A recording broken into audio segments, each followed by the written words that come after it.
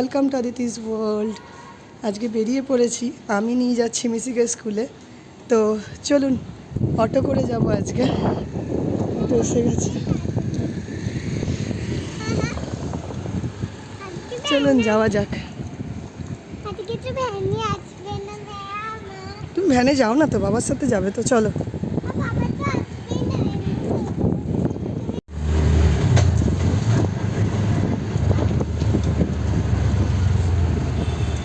মিশিকে স্কুলে পৌঁছে দিয়ে আমি বাড়ি চলে এসেছি। তারপর এসেই দুপুরে রান্নার জোগাড় করতে শুরু করেছি, কারণ এখানে আজকে লাউ ছিল। ভাবলাম লাউটা একটু পোস্ত দিয়ে করব।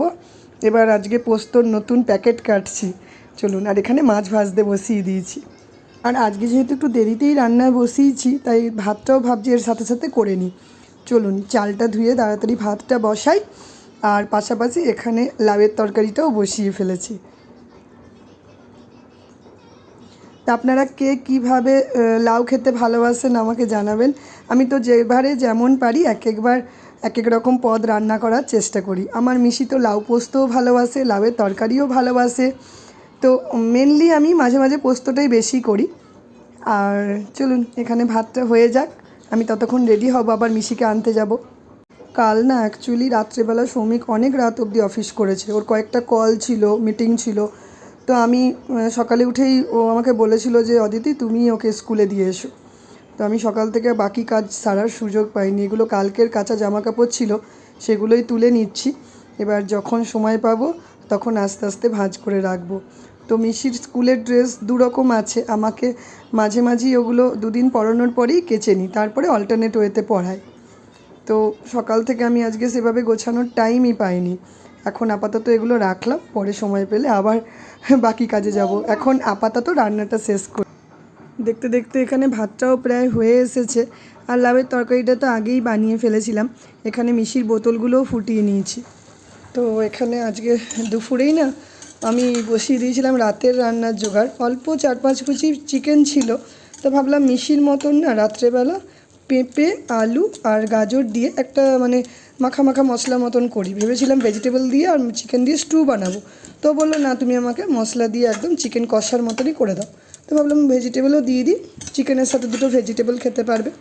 তখন ওই রান্নাটাই বসিয়ে দিয়েছি। এখন এটা করে নিচ্ছি, তার কারণ আমার ইচ্ছা আছে যে এরপরে আটা মেখে যদি শ্রমিক রুটি খায় রুটি করে দেবো, আর আমাদের মা মেয়ের ভাত হবে।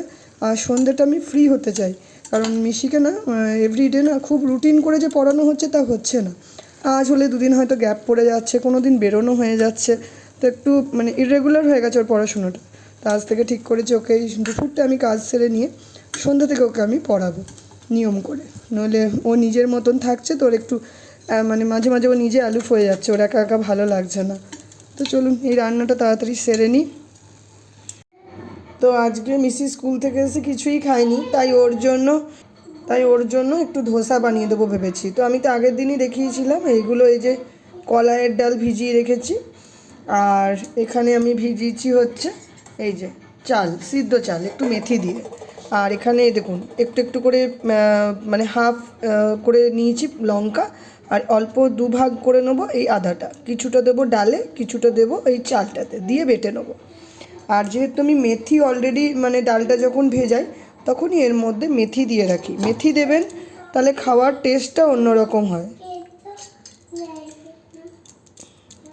এই যে মিশি ঘোরাঘুরি করছে। তো চলুন এইটা আগে করে নিই, এটা পেস্ট করে নিয়ে আবার আপনাদের দেখাচ্ছি। তো এই যেখানে লঙ্কা আর কাটা আদাটা দিয়ে দিলাম। এবার এটার মধ্যে পরিমাণ মতন বুঝে জল দেবো, বেশি জল দিয়ে পাতলাও করব না, আবার খুব মোটাও করব না। চলুন এটা পেস্টটা করে নিই। এই যে আমি এখানে এই দেখুন ডালটা এইভাবে পেস্ট করে নিয়েছি। এরকম ঠিক একটা ব্যাটারে বেটে নিলাম, খুব একটা পাতলা ব্যাটার বানালে হবে না। আর এখানে এই দেখুন চালটা রেডি করে নিয়েছি, তার উপরে এই যে আর অর্ধেক টুকরো লঙ্কা আর একটু মানে যে কাটা আদাটা ছিল সেটা দিয়ে এবার চালটাকেও বেটে নেব। চলে এলাম মিনিট 5 পরে। এই যে এখানে চালটাও বেটে নিয়েছি। চালটা একটু পাতলা রেখেছি কারণ ডালটা তো খুব ঠিক। এই যে এই পর্যায়ে বাটতে হবে, তবে চালটা যেন বালি বালি না থাকে, মানে একদম যেন স্মুথ পেস্ট হয়। মানে এটাকে আমি দেখিয়ে দিচ্ছি আপনাদেরকে, আপনারা দেখলে বুঝতে পারবেন। এটা যে বাটা হয়েছে এটার ওপর দিয়ে এইভাবে একটা দাগ কাটবেন, এই যে এরকম, মানে উল্টো দিকে টান দেখাই, এই যে দাগ কাটছি, এই যে সুন্দর একটা পেস্ট তৈরি হয়েছে। এটাতেই খেতে সুন্দর হয় জিনিসটা। তো চলুন, এটা রেডি হয়ে গেছে। এবার দুটো ব্যাটারকে একসাথে মিশিয়ে দেবো, দিয়ে এটার মধ্যে দেবো হচ্ছে টক দই আর একটু খাবার সোডা আর পরিমাণ মতো নুন। তো এখানে ব্যাটারটাও আমি দুটো মিশিয়ে নিয়েছি, আর এখানে দিয়ে একটু মানে গাজর ছিল ওটা গ্রেট করে দিলাম, আর একটু দিয়েছি ধনেপাতা। আমি কিন্তু এখনও অবধি নুন মেশাইনি, নুন বেশিক্ষণ মিশিয়ে রাখতে নেই।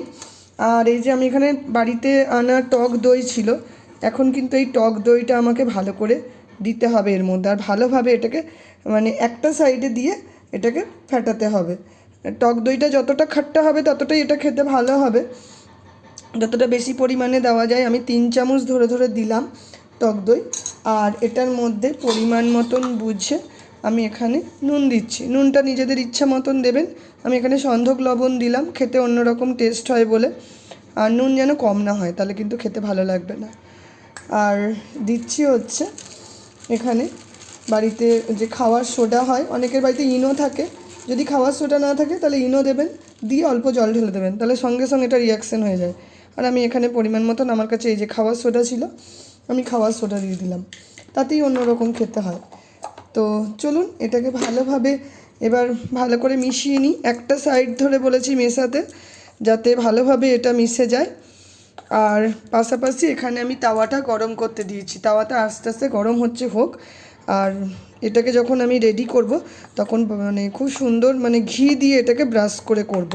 যদি ঘিয়ে বানাতে পারেন খুব ভালো, আর যদি ঘি না থাকে তাহলে অবশ্যই সাদা তেলে করবেন, অন্যান্য তেলে ব্যবহার না করাই ভালো, অলিভ অয়েল থাকলে তো আরও ভালো। তো চলুন এটাকে খুব সুন্দরভাবে এটাকে মিশিয়ে নিই, যাতে কোনোভাবে লাম্পস না থাকে। আর যেটা আমি দই দিয়েছি, দইটাও যাতে এর সাথে ভালোভাবে মিশে যায়। আর খাওয়ার সোডা দেওয়ার পরে এটাকে বেশিক্ষণ আমি ওয়েট করব না, তাহলে রিয়াকশানটা কেটে যাবে। চলুন এক এক করে বানিয়ে নিই ধোসাগুলো। এই দেখুন ব্যাটারটার থিকনেসটা ঠিক এইরকম হবে। তো এখানে সমস্ত রেডি করে নিয়েছি, এখানে তাওয়াও মোটামুটি গরম হয়ে এসেছে। এখানে আমি অল্প অল্প করে না জলের ছিটা দেবো, জলের ছিটা দিলে এটা খুব ভালোভাবে এটা তৈরি হবে। আর এখানে এই যে এটাকে ব্যাটারটা ভালোভাবে মিশিয়ে নিয়েছি, এবার অল্প অল্প করে ব্যাটার আমি তাওয়াতে দেব।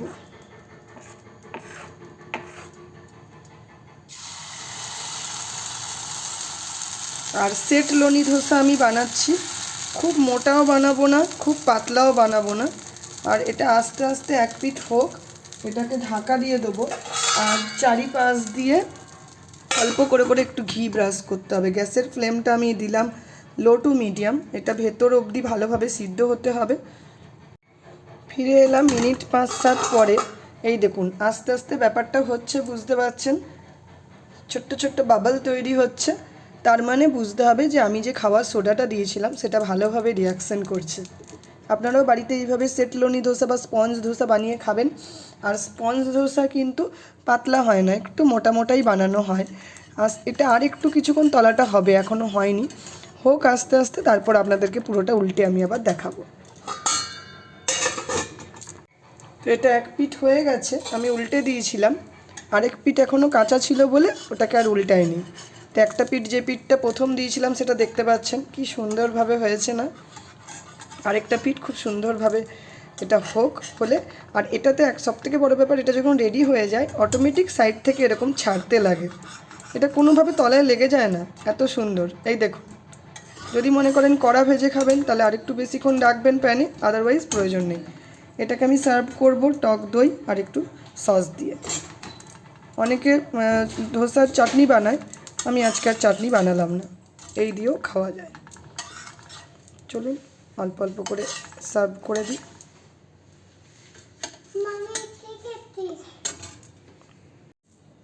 তো ধোসা বানাতে বানাতেই আজকে চলে এসেছি মিশিকে পড়াতে।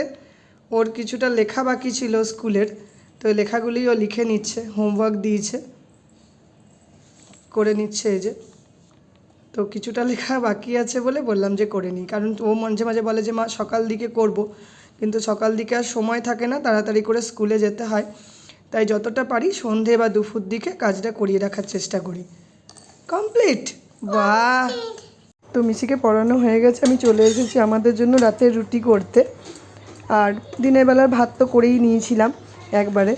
আর আজকে যেহেতু দুপুর দিকে চিকেনটা বানিয়ে রেখেছিলাম, আপনাদের দেখিয়েছিলাম, তো রাতে সিম্পল একটু রুটি করে নিলেই হয়ে যায়। ইচ্ছা ছিল পরোটা বানানোর, কিন্তু ভেবে দেখলাম দরকার নেই, খুব রিচ হয়ে যাবে, তার থেকে রুটি করে নেওয়াই ভালো। তো চলুন, আজকের ব্লগটা আপনাদের কেমন লাগলো আমাকে জানাবেন। আজকের মতন ব্লগটা আমি এখানেই এন্ড করছি। শুভরাত্রি।